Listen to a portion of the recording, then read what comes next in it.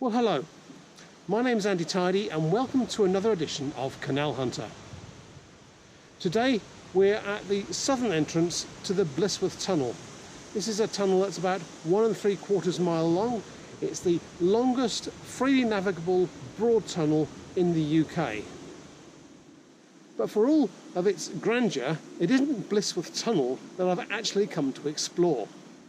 Back in 1796, they'd been busy building the Grand Junction Canal, linking London at Brentford all the way through to Braunston. And they'd managed to complete it all, except for this 1 3/4 mile stretch through Blisworth Hill. The problem was the ground that they were trying to work their way through. The ground under Blisworth Hill is incredibly wet. Even on a summer's day in a dry summer, the tunnel still pours water down on you. So they had trouble. They tried driving it through slightly to the east, and after they got in a little way with the pilot holes, they discovered water was just pouring out and it was totally unstable. So the engineers ended up realigning the tunnel, and it was going to start about 250 yards over to the east of us, and so they moved it slightly to the west and they found a slightly better line through the hill. But this all took time. And in terms of canal operation, time is indeed money. So a temporary fix was needed whilst they built the Blisworth Tunnel. And the answer was to build a railway up over the hill. Actually, it's a plateway. And the wheels of the wagons run in little plates, they're like right angle bits of iron, and the wheels just sit in it, and it offers a low friction way of moving goods on a primitive type of railway. Now, when they needed to build this plateway, Benjamin Outram was the engineer of choice. Benjamin Outram had made a lot of plateways up in Derbyshire, so he knew what he was doing. And they commissioned him to build this up to the top of the hill, down the other side, starting just below the locks at Stoke Bruin and ending up at the Pickford's Wharf House in Blisworth. So Benjamin Outram built the plateway, and it's the route of the plateway that I want to follow today. Now, this is going to be quite an indistinct track, because we're looking for a small narrow gauge plateway that ran for just 5 years, from 1800 to 1805, and then it was abandoned and the tunnel was used. Now, the plateway was kind of used a bit as a footpath to take the horses across, but trying to track down any remnants of the plateway is going to be a bit of a challenge. But that's what we're going to do today. Now, normally I would do my introduction at the beginning, the logical place. But it's blowing an absolute gale. The winds are gusting to 30-35 miles an hour, and there is no way that I can do any filming on the Blisworth side of the hill. But here on the Stoke Bruin side, I'm in a cutting, and it's fairly sheltered, although you might hear a bit of the wind in the trees above. Hopefully this is going to come out all right. It's a bit of an impromptu Canal Hunter video. I'm doing it on my GoPro, so bear with me. The sound quality, I know, is a bit limited on the GoPro.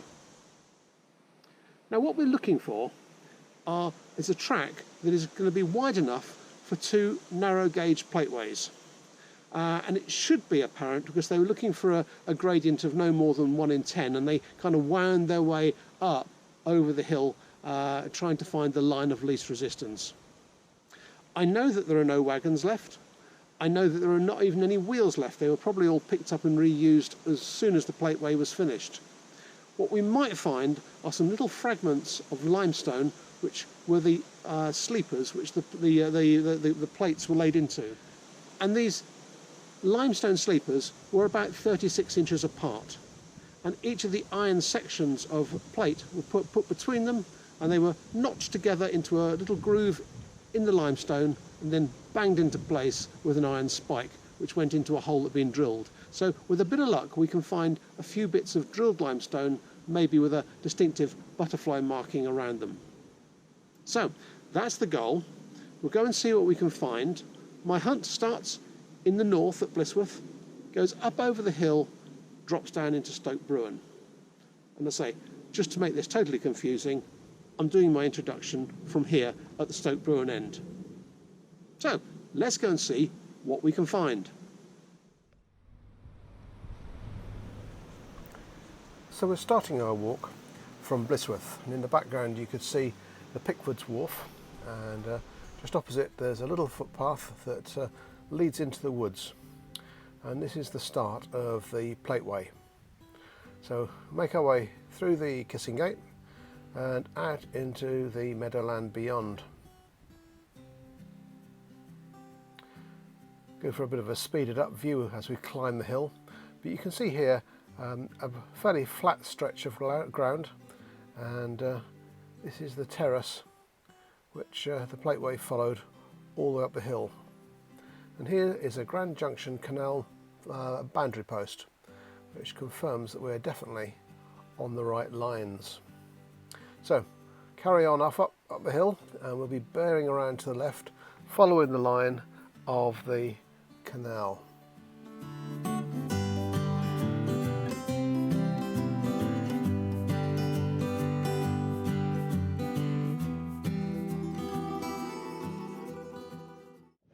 I'm now standing almost exactly over the northern portal of the Blisworth Tunnel, and out in the horizon ahead you can see one of the air shafts, and the old Plateway continued pretty much following the line of the tunnel, but just slightly to the right of the air shafts. So if I follow the air shafts along for the next half a mile or so, I'll be pretty much on track for the line of the old Plateway.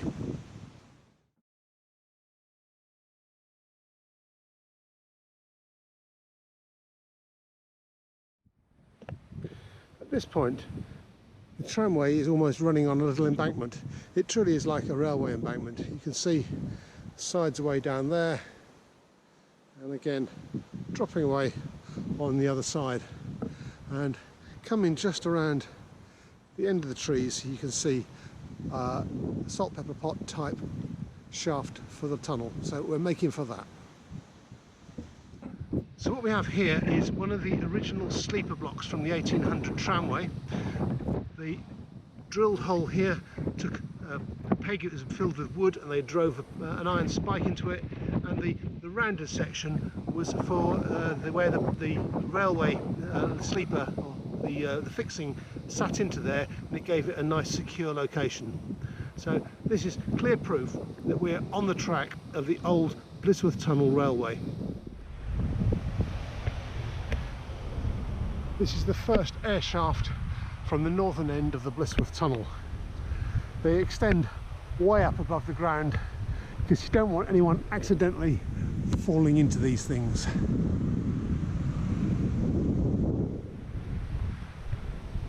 So there's the access door, firmly secured, which is good.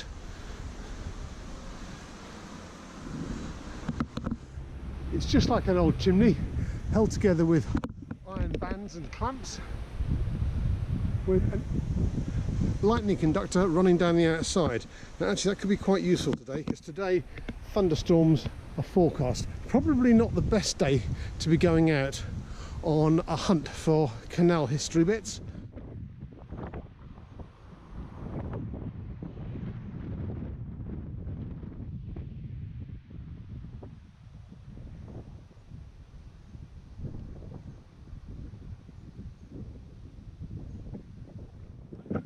Coming up to the crest of the Blisworth Hill here, the road across between Blisworth and Stoke Bruin is pretty straight, and it just kinks out a little bit, and where it kinks out straight ahead was where the tramway crossed, coming from the right to the left.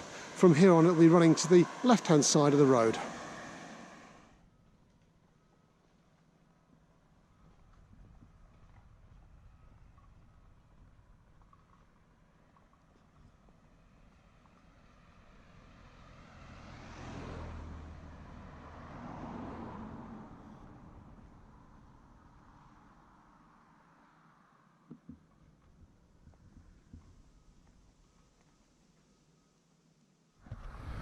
Now, as this Plateway only existed for 5 years, it's unlikely there's going to be many remains, but if you look along the line of the course, like here at Buttermilk Farm, you can find that one of the old stones that's used in the driveway has got the same drilled holes and the butterfly marking around the edge, which suggests that they've recycled one of the old stones from the Plateway and used it as part of their driveway.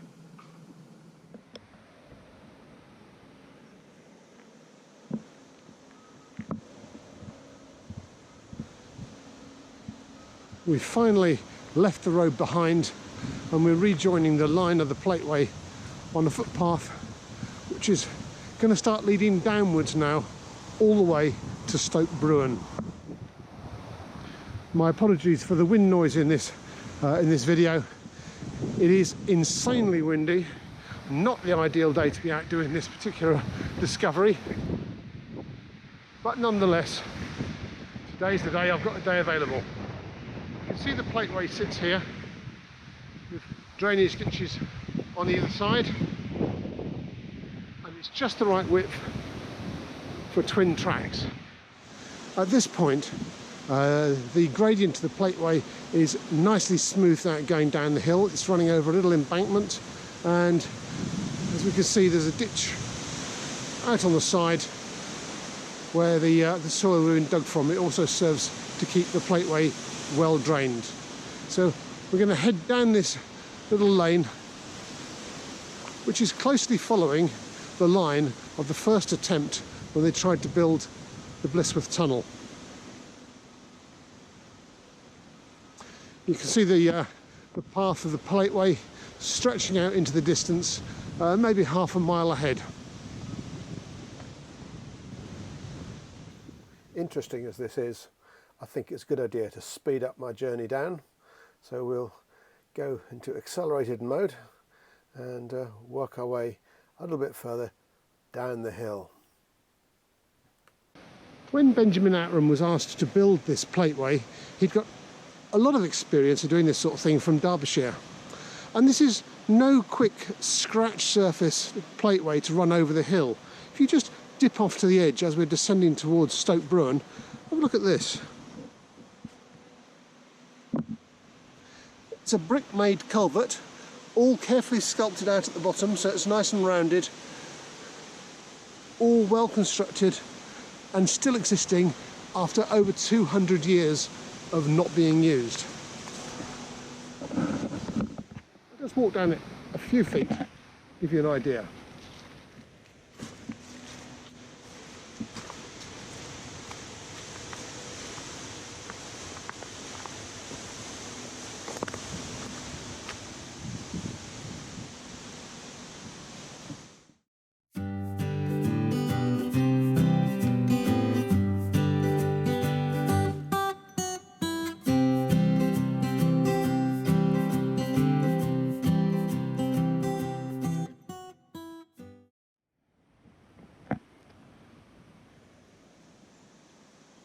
Here at the Stoke Bruin end, as part of the CRT museum, they've incorporated a walk around from the museum up to the tunnel entrance, and they've also built these remarkable little statues. It shows a pony pulling a replica size of one of the old trolleys or the little carriages that used to go over the hill. So everything from the narrowboats coming from the Midlands or from London had to be moved into one of these little carriages and then dragged the mile and a half over the hill. And they did that for 5 years.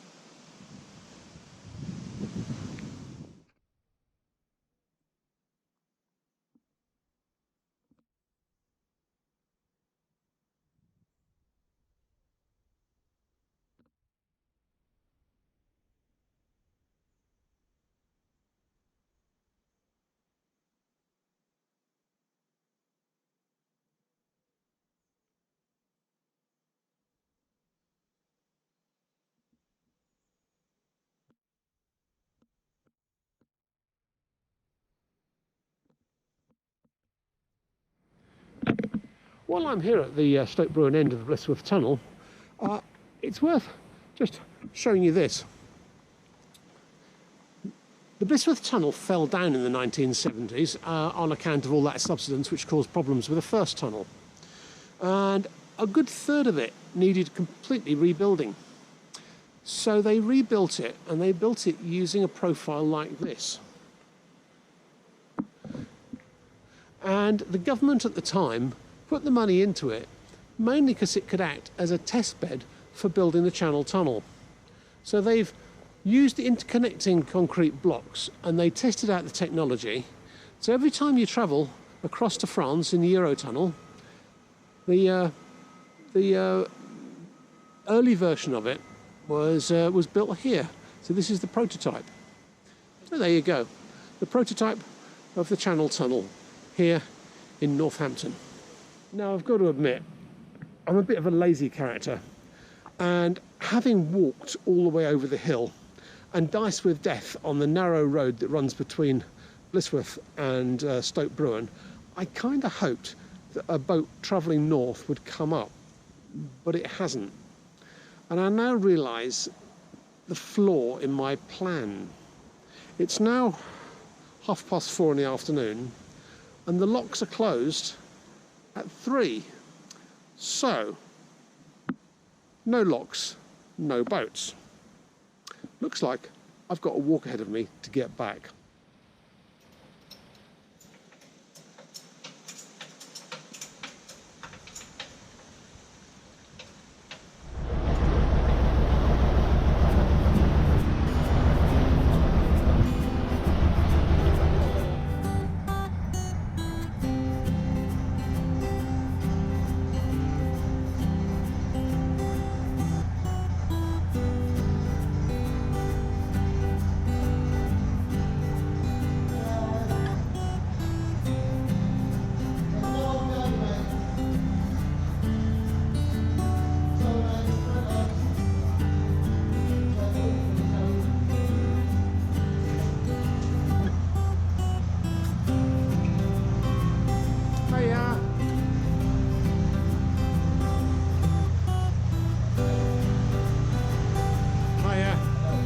Sorry to hold you up.